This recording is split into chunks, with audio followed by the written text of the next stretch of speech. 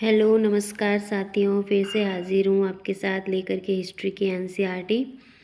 तो class 12th की history की एनसीईआरटी में हमारा फोर्थ टॉपिक जो 4 चैप्टर हैं फर्स्ट बुक के अंदर वो कंप्लीट हो गए हैं। अब हम सेकंड बुक जो हमारी मिडाइवल हिस्ट्री की है उसको स्टार्ट करने जा रहे हैं, जो हमारा टॉपिक 5 रहेगा, चैप्टर 5। और इसके अंदर जो है थोड़ा थोड़ा मध्यकाल का जो इतिहास है वो आना शुरू हो जाता है।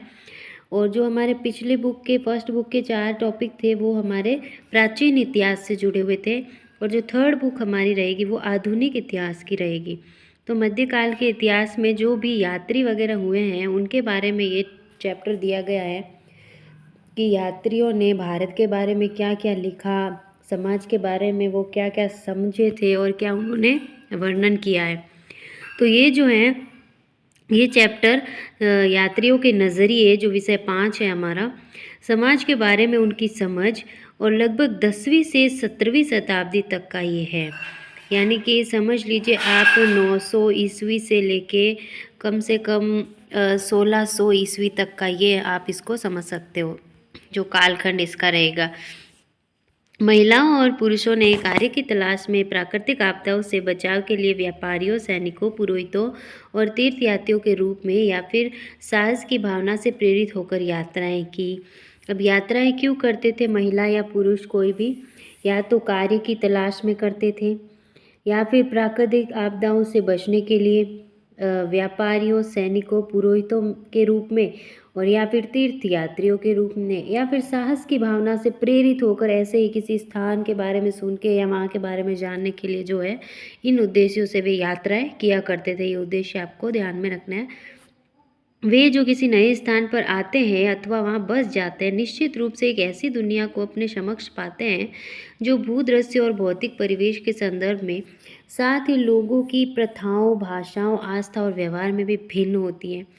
इसमें से कुछ इन भिन्नताओं के अनुरूप ढल जाते हैं और जो अन्य कुछ हद तक विशिष्ट होते हैं, इन्हें ध्यानपूर्वक अपने वृत्तांतों में लिख लेते हैं, जिनमें असामान्य तथा उल्लेखनीय बातों को अधिक महत्व दिया जाता है। यानी ये जो कुछ भी देख के लिखते हैं, उन्हें जो ज़्यादा अलग लगता है वो उन्हीं को विशेष महत्व दे के लिखते हैं। फिर दुर्भाग्य से हमारे पास महिलाओं द्वारा छोड़े गए वृत्तांत लगभग 9 के बराबर हैं। हालांकि हम ये जानते हैं कि वे भी यात्राएं करती थी। सुरक्षित मिले वृत्तांत अपनी विषय वस्तु के संदर्भ में अलग अलग प्रकार के होते हैं। कुछ दरबार की गतिविधियों से संबंधित होते हैं, जबकि अन्य जो है धार्मिक विषयों या स्थापत्य के तत्वों और स्मारकों पर केंद्रित होते हैं।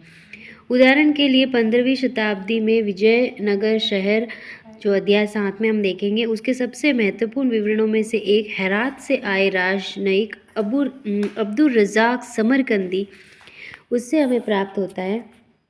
कई बार जो है यात्री सुदूर क्षेत्रों में नहीं जाते हैं। उदाहरण के लिए मुगल साम्राज्य, जो हम अध्याय 8 और 9 में पढ़ेंगे, उसमें प्रशासनिक अधिकारी कभी कभी साम्राज्य के भीतर ही भ्रमण कर लेते थे और उन्हीं पे टिप्पणियाँ जो है दर्ज करते थे। इनमें से कुछ अपने ही देश की लोकप्रिय प्रथाओं और जनवार्ता और परंपराओं को समझना चाहते थे।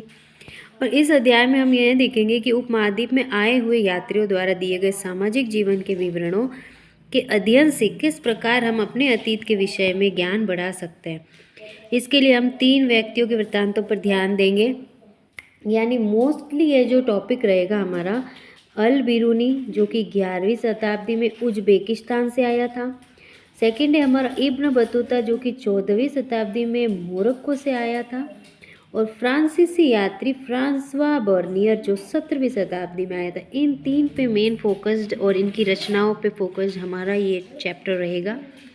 तो ये देखिए यहाँ पे नारियल, जो कई यात्रियों ने नारियल और पान जैसी चीज़ों को असामान्य बताया कि नारियल एक ऐसा फल है, इसको काष्ठ फल कहते हैं। बाहर से लकड़ी का, अंदर इतनी स्वीट सी गिरी, और उसके अंदर भी इतना मतलब प्रोटीन वगैरह से भरपूर पानी। और ये देखिए पान के पत्ते, मतलब पान में इतनी अच्छाइयाँ, और इस पत्ते से एक कैसे कुछ भी इतनी अच्छी चीज़ बना सकते हैं। ये जो चीज़ है इन लोगों को बहुत ही अजीब लगती थी। पूरी तरह से भिन्न सामाजिक तथा सांस्कृतिक पृष्ठभूमि से आने के कारण ये लेखक दैनिक गतिविधियों तथा प्रथाओं के प्रति अधिक सावधान रहते थे।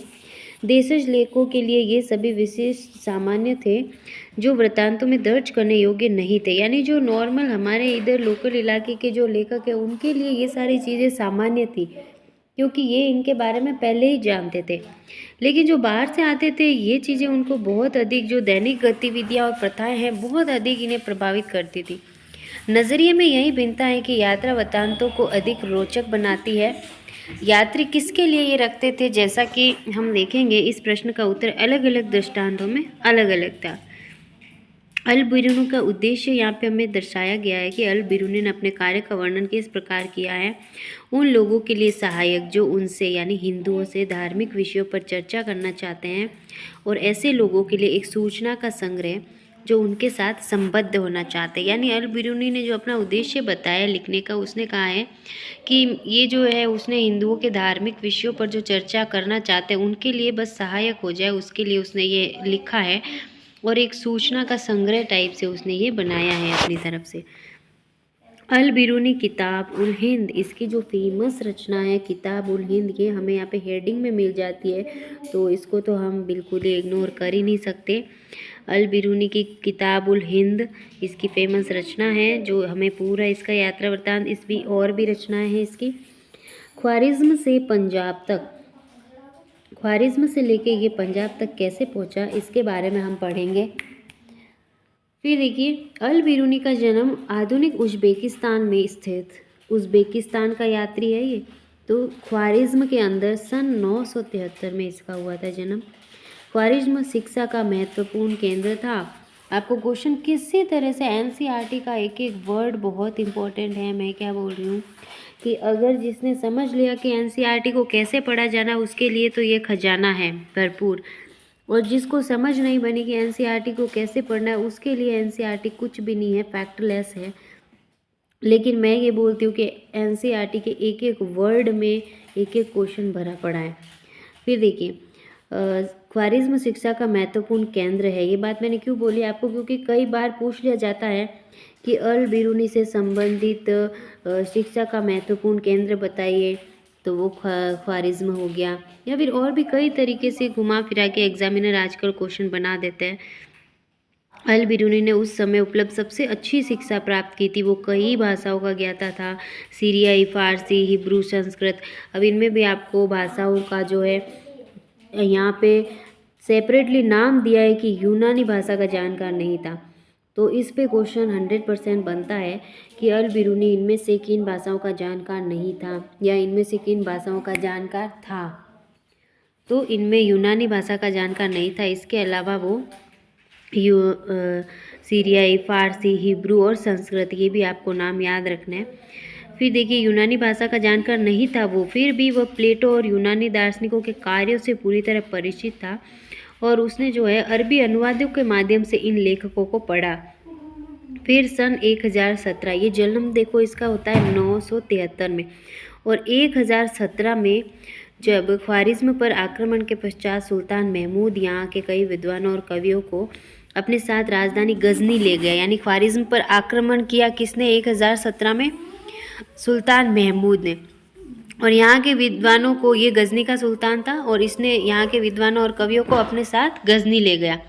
अल बिरूनी भी उनमें से एक था, यानी अल बिरूनी बंधक के रूप में गजनी गया।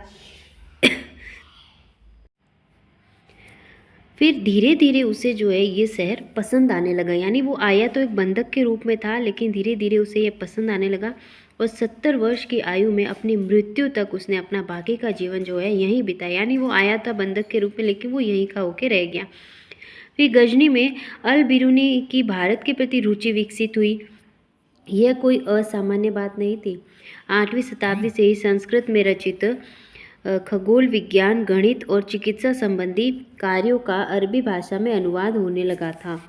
पंजाब के गजनवी साम्राज्य का हिस्सा बन जाने के बाद स्थानीय लोगों से हुए संपर्कों से आपसी विश्वास और समझ का वातावरण बनाने में मदद की।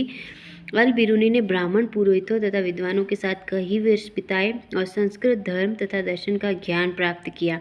यानी पंजाब के गजनवी साम्राज्य का हिस्सा जब बन गया था पंजाब, तो वहाँ के जो ब्राह्मण है, पुरोहित है, उनके साथ उसने समय बिताया और संस्कृत धर्म तथा दर्शन के बारे में उसने ज्ञान प्राप्त किया। इस तरह से उसकी भारत में रुचि बढ़ी। हालांकि उसका यात्रा कार्यक्रम कुछ स्पष्ट नहीं है, फिर भी पता यह प्रतीत होता है कि उसने पंजाब और उत्तर भारत के कई हिस्सों की यात्रा की थी। यानी मोस्टली उसकी जो यात्रा है पंजाब और उत्तर भारत पे बेस्ड रहेगी हमारी।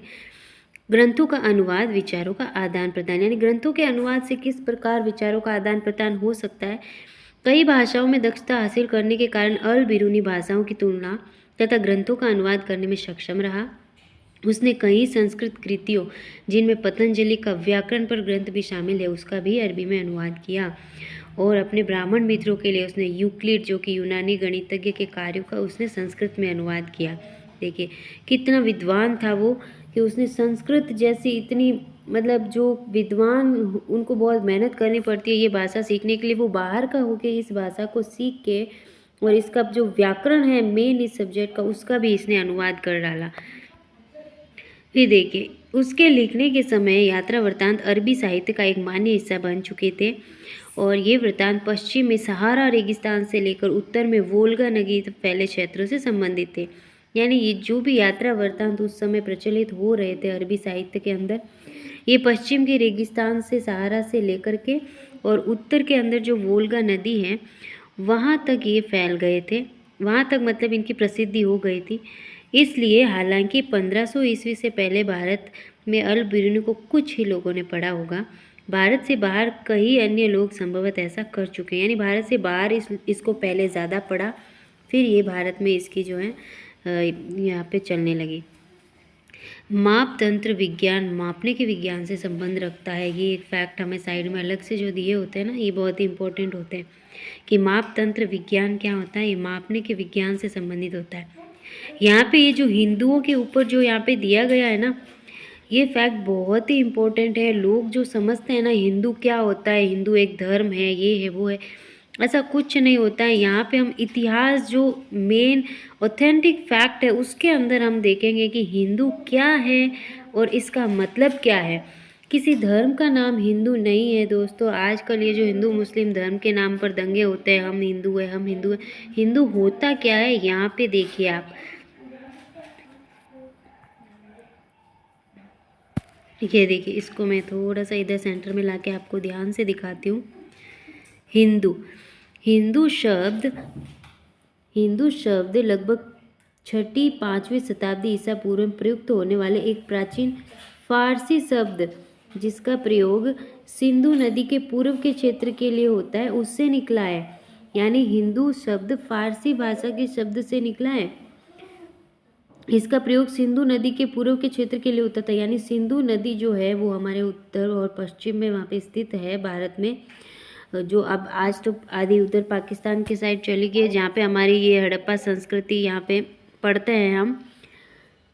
हिंदू शब्द लगभग 6वीं-5वीं शताब्दी ईसा पूर्व में प्रयुक्त होने वाले प्राचीन फारसी शब्द है, जिसका प्रयोग सिंधु के नदी के पूर्व के क्षेत्र के लिए होता था। यानी ये शब्द एक फारसी शब्द है, और उन लोगों ने ही इसका समझ लिया, आप यूज़ करना शुरू किया किन लोगों के लिए, जो सिंधु नदी के पूर्व के क्षेत्र में रहते थे। अरबी लोगों ने इस फारसी शब्द को जारी रखा इसी तरह से, और इस क्षेत्र को अल हिंद और यहाँ के निवासियों को हिंदी कहने लगे। यानी सबसे पहले हिंदू जो है फारसी शब्द था, फिर अरबी लोगों ने उनको अल हिंद सिंधु के क्षेत्र को कहने लगे, और यहाँ के निवासियों को हिंदी कहने लगे। और कालांतर में तुर्कों ने सिंधु से पूर्व में रहने वाले लोगों को हिंदू और इनके निवास स्थान को हिंदुस्तान, स्थान मतलब क्षेत्र होता है, तो हिंदुस्तान जहाँ पे सिंधु या हिंदू के लोग रहते हैं, और इनकी भाषा को हिंदवी नाम दिया।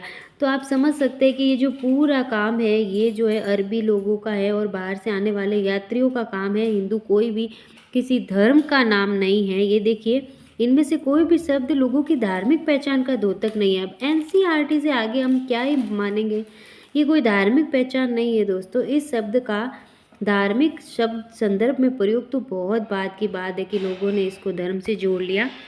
बाकी आप इसको ध्यान से देखिए कि हमारा इतिहास क्या कहता है और फैक्ट क्या कहते हैं। हम किसी की कही सुनी बातों पर विश्वास नहीं करके और इसको हम कुछ भी नहीं बोल सकते हैं। फिर देखिए, किताब उल हिंद जो इसकी अल बिरूनी की रचना है, इसके बारे में हम नेक्स्ट वीडियो में पढ़ेंगे। आज हम अपने वीडियो को यही विराम देते हैं। हमारे चैप्टर की शुरुआत है, और आगे के जितने भी वीडियो है आप टाइम टू टाइम उनको रिवाइज़ भी करते रहिएगा, और साथ के साथ मैंने इसकी टेस्ट सीरीज़ भी डालनी शुरू कर दी है, तो आप उसको भी देखते रहिएगा। तो बहुत बहुत धन्यवाद आपका जुड़ने के लिए, और आगे भी जुड़े रहिए, ऐसे ही आप सपोर्ट कीजिए। बहुत बहुत धन्यवाद आपका।